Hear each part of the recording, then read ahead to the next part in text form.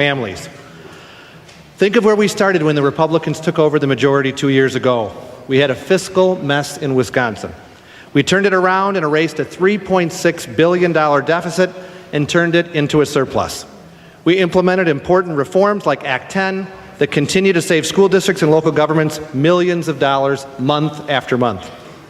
Today, we have a surplus, and we use that surplus for the right priorities in Wisconsin, cutting taxes for middle-class families and investing in education.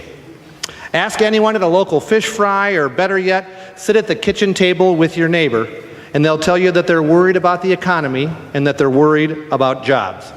They're worried about how much they pay in taxes, and they're worried about if our schools are really preparing our children to succeed in the future. I would tell them, after today's action, not to worry. In Wisconsin, our future is looking bright. Revenues are up, people are heading back to work, and Wisconsin is open for business. DFI says there has been an increase of 3.6% in new business formation in the first 5 months of this year. In May alone, there was an over 12% growth in new businesses.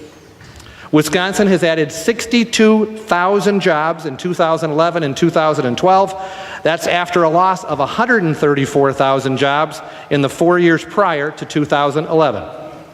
A recent survey shows 94% of job creators think Wisconsin is heading in the right direction. In 2010, prior to this majority taking over, just 10% thought Wisconsin was moving in the right direction.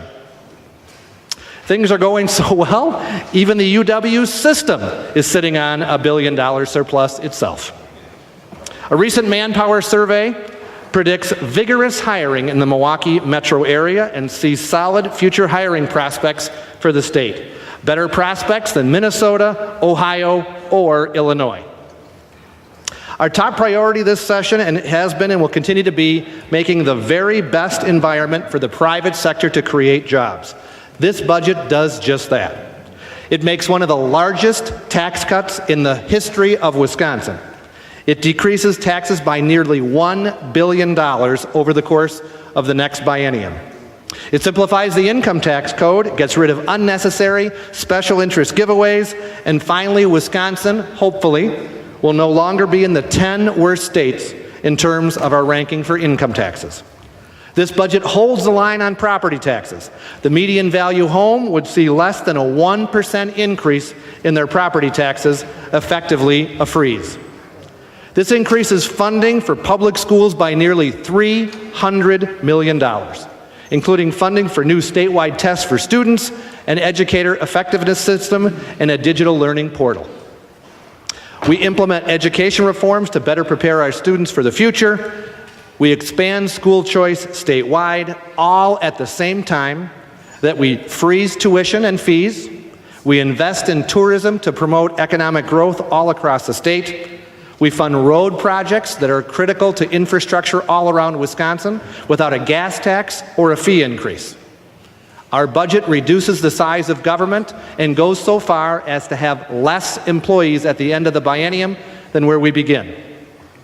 The budget, especially after our action today, will continue what we agreed on earlier, that we want to invest in important new startup businesses by helping a brand new venture capital fund be formed with our action today. And lastly, while those who are still unemployed, we will continue to take care of them and at the same time reform our unemployment insurance trust fund to ensure that we are solid and solvent for the foreseeable future. This budget has so many great stories to tell. I look forward to the debate that we will have over the course of today and tomorrow, because at least people on this side of the aisle know that Wisconsin is moving in the right direction. Today, unfortunately, our colleagues on the other side of the aisle will cheer against Wisconsin. Our colleagues will root against economic growth. They want more local government programs. We do too, but only those that help create jobs. They will no doubt introduce amendments, and they have every right to do, which will increase taxpayer spending. They'll probably even vote to raise taxes today. Unfortunately, we have different visions for Wisconsin. Ours focuses on middle-income families, having every single family succeed, and ensuring that every parent has the right to have their child go to the best public school, and if for some reason that doesn't work for them, the best school period to guarantee that their children succeed. I look forward to a lively debate, and I will be happy to vote for this budget when we take it up tomorrow for final passage. Thank you, Mr. Speaker.